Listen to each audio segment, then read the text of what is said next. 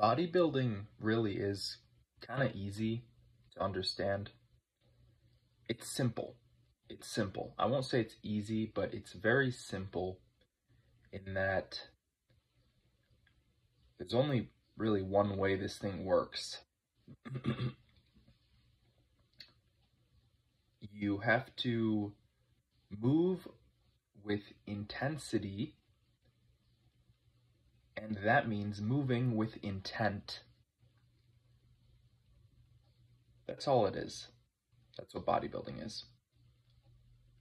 To the most like fundamental level. It's just moving with intent. And after a certain point, you have to do this against resistance. And this is where the whole strength training, weight training, resistance training, that's where it comes from. So you could use bands. Bands are also resistance training. Maybe not strength training, but you could incorporate bands into your strength training. A lot of guys do that. A lot of athletes. Eric Bugenhagen is a big one in the like bodybuilding world. He is always using bands, not just to like, actually hold a stack of weights on one side of the barbell, but also as an additional form of resistance or assistance, actually. So you could do band assisted work. And it's really the same thing. It's all the same thing. It's just movement with intensity. And if you get enough intensity, then the body grows. And the body has to accommodate for this intensity. So you can't take that jump right away. I'm sure everyone would love to, touch a pull-up bar and be able to do 50 reps from the very first time. But the odds are, if you have not experienced that stimulus, your muscle's going to be very, very weak and compromised in that position. So you see this a lot with beginners. They're weak. They can't lift anything. They get super sore. That's basically, it. Not to like bag on them for not knowing. It is kind of like a form of ignorance. And it's just not knowing, not understanding, and not having that experience. And a lot of people like to talk, but much less people know the truth. And like people get sore. Yeah. Intensity is easy to come by at the start because everything is intense. But as you progress, you will eventually find plateaus because of something. And usually this means intensity is not being achieved. And why this is where it gets complicated is, maybe you're stiff. Maybe you don't have the flexibility to do this movement. Maybe, continuing to do this will lead to injury. And oftentimes it does. People just keep doing one movement, keep doing it, keep doing it, keep doing it. Eventually the body can't hold up anymore and it falls apart. But besides that, usually intensity is something which is readily available. Like, look at bicep curls. All you have to do is pick up more weight. Like, it's so simple, really. You just pick up more, or you do more. So last time you did 10, this time you do 12, or you do 11, or you do 10 again, but you don't want to go down, or else it's not bodybuilding, it's like body destruction or something. Because it just doesn't really make sense. Unless you're actively deloading, it just doesn't make sense to lift less. So you lift more. And that's what bodybuilding is. Lifting more and more over time. The body compensates, gets stronger. And I've been thinking about this because, look, okay, so couch squats, yeah, whatever. But more importantly, kettlebell overhead presses, which I did at the start. So I did 3 sets of 15 with 40 pounds, and then After those, you may have seen I was doing something kind of silly.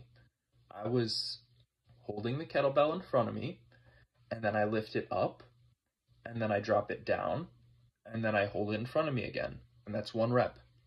And yeah, it's just like basically a nonsense movement. This is like essentially junk volume. This is what junk volume is. But, and trust me, I will get to the point with this. It all comes back to forearms. It all comes back to forearms. This is junk volume, essentially.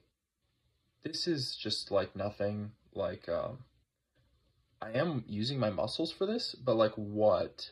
It's just like everything. I'm just like using everything in the,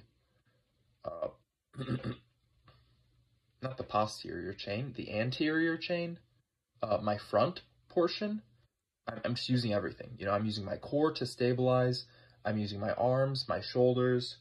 I'm using basically everything from my hips up, hips to my neck, right? I'm using all those muscles. I have to grip this thing. I have to use my wrists to stabilize it. And this is like in bodybuilding, a junk movement. It doesn't do anything. But in reality, this is like a base building. It's like the foundational level of bodybuilding is like, it's like the exact opposite of isolation. It's everything. It's just nonsense. It's chaos. It's just empty space. And it can be turned into anything. So I could have lifted that kettlebell up over my head and done some tricep curls with it. I could have, you know, lowered it between my legs and done a kettlebell swing. And that's really the base level of bodybuilding, is like you can really do anything, but the way the body works is certain muscles get isolated, and that's how muscles grow, is when you put them through intense resistance, something like this. And of course, let them recover. Back to the point, doing this is like not really anything. But for forearms, if you actually want to grow your forearms, you have to use them. That's it. You just have to use them. You know, bodybuilding's simple, like I've been saying. You just use your body and it gets stronger. And you increase the amount of resistance you put it through and it gets even stronger. And that's all it is. And so for the forearms, you have a lot of muscles that you're actually dealing with here. You have a lot of different muscles, and it's tricky to grow because the only way to do it is to do it. You'll see this in trades, like plumbers, electricians. Electricians is the one that like always interests me in like how this happens. But of course, carpenters, of course, construction workers, they've got big forearms. Of course they do. They work with their hands. That's all the forearm is. It's just everything the hand does. The more the hand works, the bigger the forearms get. That's it. And it's not like the fingers, it's actually the hand. It's actually the muscles of the hand, and squeezing and twisting of the wrist and twisting of the actual forearm. And all of this, you know, pronation, rising, lowering, like everything the forearm does will cause it to grow. And so kettlebell overhead press that I was doing, something like that will cause your forearms to grow. Push-ups. Push-ups are a huge one. You start doing archer push-ups and you have to accommodate for that lopsidedness.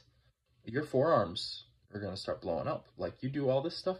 Oh, hanging on the bar.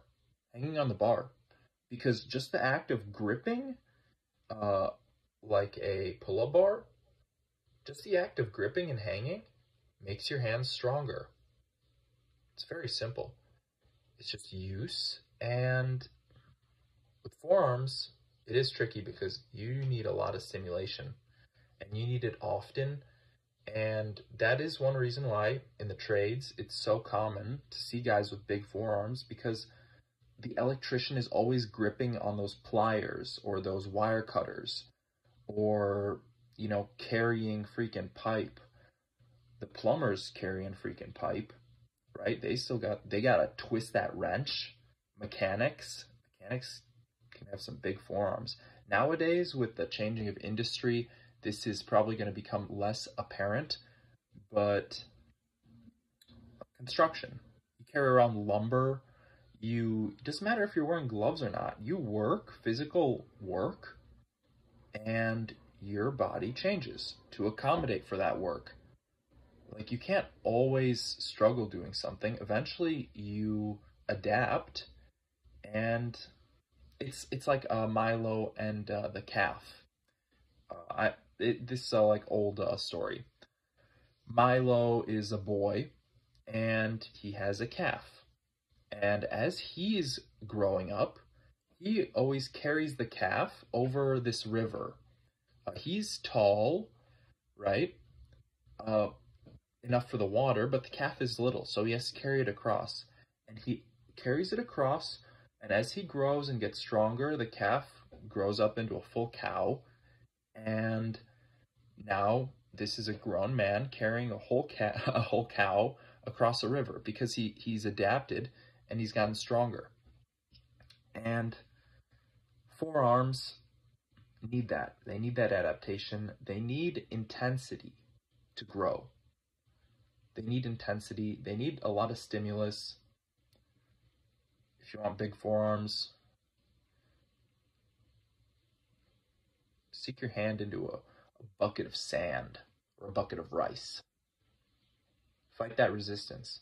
There's like crazy stuff people do for their forearms. There's all these gadgets and gizmos and toys you could get from Amazon.com, which grip trainers, all this stuff. And you don't see it that often. These guys with big forearms, like, I really have not been seeing it lately. My forearms are, I would say, average. Nothing to write home about. But that's for me. Maybe they're like, compared to the average person, because I actually work them.